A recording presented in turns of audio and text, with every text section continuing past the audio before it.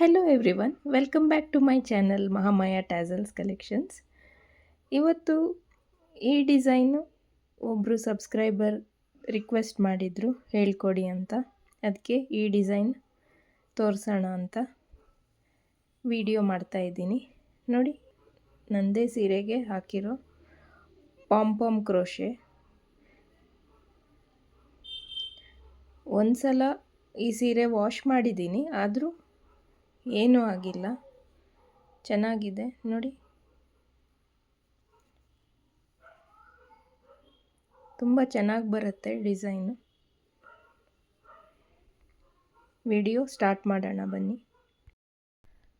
ಸ್ಟಾರ್ಟಿಂಗಲ್ಲಿ ನೋಡಿ, ಸ್ಯಾರಿಗೆ ಲಾಕ್ ಮಾಡಿಕೊಂಡು ಒಂದು ಚೈನ್ ಮಾಡಿಕೊಂಡು ಅದರ ಪಕ್ಕನೇ 4 ಹಾಫ್ ಡಬಲ್ ಕ್ರೋಶೇಸ್ ಮಾಡಿಕೊಂಡು 4 ಚೈನ್ಸ್ ಮಾಡಿ ಎಲ್ಲಿ ಬರುತ್ತೆ ಅಲ್ಲಿ ಪುನಃ 4 ಹಾಫ್ ಡಬಲ್ ಕ್ರೋಶೇಸ್ ಮಾಡಿ ಪುನಃ 4 ಚೈನ್ಸ್, 4 ಹಾಫ್ ಡಬಲ್ ಕ್ರೋಶೇಸ್, ಹೀಗೆ ಬೇಸ್ ಲೈನ್ ಕಂಪ್ಲೀಟ್ ಮಾಡ್ತಾ ಹೋಗೋದು. ಈ ಥರ ಕಾಣಿಸುತ್ತೆ.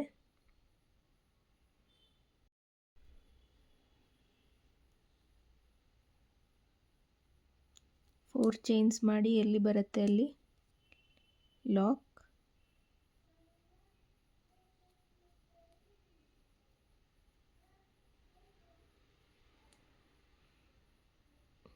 ಅದರ ಪಕ್ಕನೇ ಇನ್ನೊಂದು ಹಾಫ್ ಡಬಲ್ ಕ್ರೋಶೆ,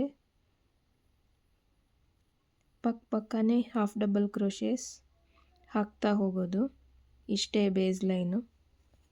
ಪುನಃ 4 ಚೈನ್ಸ್, ಸೂಜಿ ಮೇಲೆ ದಾರ ಸುತ್ತಕೊಂಡು ಎಲ್ಲಿ ಬರುತ್ತೆ ಅಲ್ಲಿ ನೋಡಿಕೊಂಡು ಲಾಕ್ ಮಾಡ್ಕೊಳ್ಳಿ.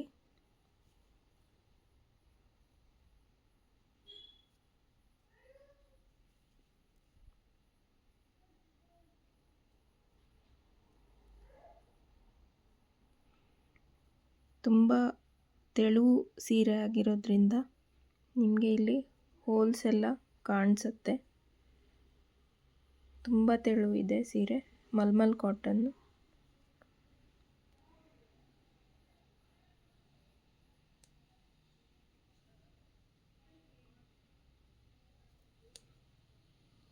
ಇದೇ ಥರ ಬೇಸ್ ಲೈನ್ ಕಂಟಿನ್ಯೂ ಮಾಡ್ತಾ ಹೋಗಿ.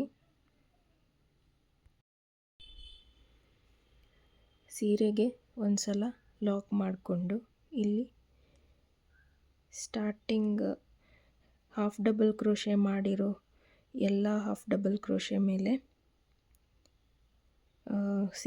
ಸಿಂಗಲ್ ಕ್ರೋಶೇಸ್ ಮಾಡ್ತಾ ಹೋಗಬೇಕು. ಇಲ್ಲಿ 4 ಚೈನ್ ಸ್ಪೇಸ್ ಒಳಗಡೆ ಒಂದು ಸಲ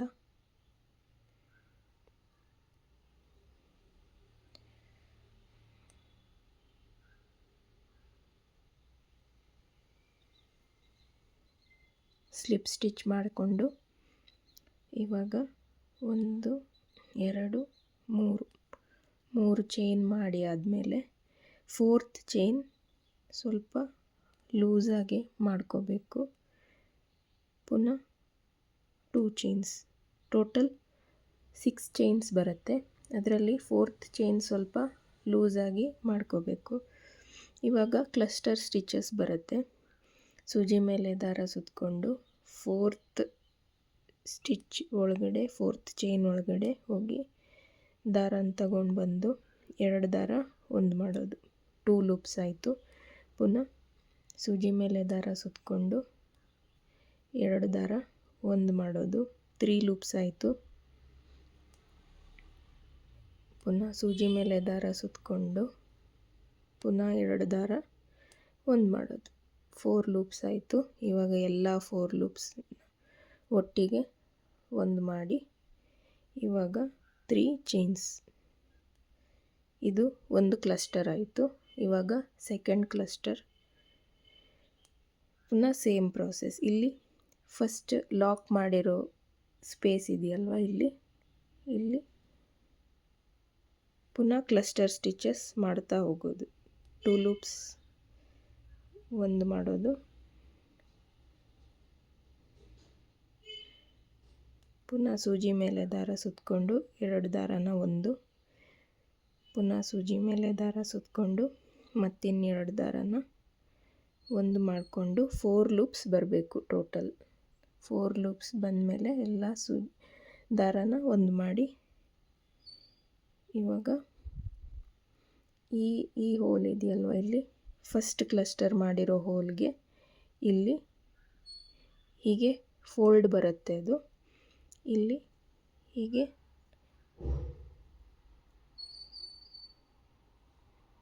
ಸ್ಲಿಪ್ ಸ್ಟಿಚ್ ಮಾಡ್ಕೊಳ್ಳೋದು ಇಷ್ಟೇ. ಸ್ಲಿಪ್ ಸ್ಟಿಚ್ ಮಾಡಿ ಆದಮೇಲೆ ಈ ಥರ ಕಾಣಿಸುತ್ತೆ ಪಾಮ್.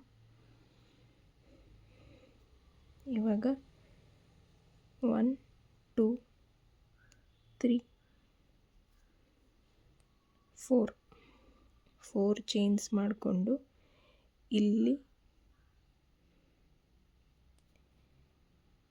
ಇಲ್ಲಿನೂ ಸ್ಲಿಪ್ ಸ್ಟಿಚ್.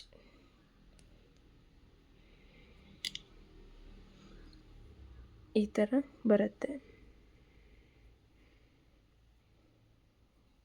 ಇನ್ನೊಂದು ಸಲ ತೋರಿಸ್ತೀನಿ. 1 2 3 ಚೈನ್ಸ್ ಮಾಡಿಕೊಂಡು 4th ಚೈನ್ ಸ್ವಲ್ಪ ಲೂಸಾಗಿ ಮಾಡಿಕೊಂಡು ಪುನಃ 2 ಚೈನ್ಸ್. ಇವಾಗ ಸೂಜಿ ಮೇಲೆ ದಾರ ಸುತ್ತಕೊಂಡು 4th ಚೈನ್ ಅಂದರೆ 1 2 3 ಈ ಮೇಲ್ ಚೈನಿಂದ 3rd ಚೈನ್ಗೆ ಇಲ್ಲಿ ಯಾವುದು ಲೂಸ್ ಬಿಟ್ಟಿದ್ದೀರೋ ಅದನ್ನು ನೀವು ಕ್ಲಸ್ಟರ್ ಸ್ಟಿಚಸ್ ಮಾಡ್ಕೋಬೇಕು. 2 ದಾರನ ಒಂದು, 2 ದಾರನ ಒಂದು, ಮತ್ತಿನ್ನೆರಡು ದಾರನ ಒಂದು. 4 ಲೂಪ್ಸ್ ಬರುತ್ತೆ. 4 ಲೂಪ್ಸನ್ನು ಒಂದು ಮಾಡೋದು. ಇವಾಗ 1 2 3 ಸೂಜಿ ಮೇಲೆ ದಾರ ಸುತ್ತಕೊಂಡು ಫಸ್ಟ್ ಲಾಕ್ ಮಾಡಿದ್ವಲ್ಲ ಅಲ್ಲಿ ಕ್ಲಸ್ಟರ್ ಸ್ಟಿಚಸ್ ಸ್ಟಾರ್ಟ್ ಮಾಡಬೇಕು.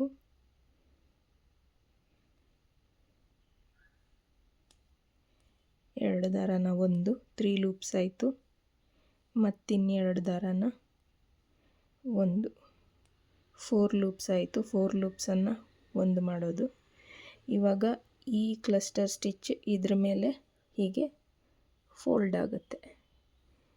ಇಲ್ಲಿ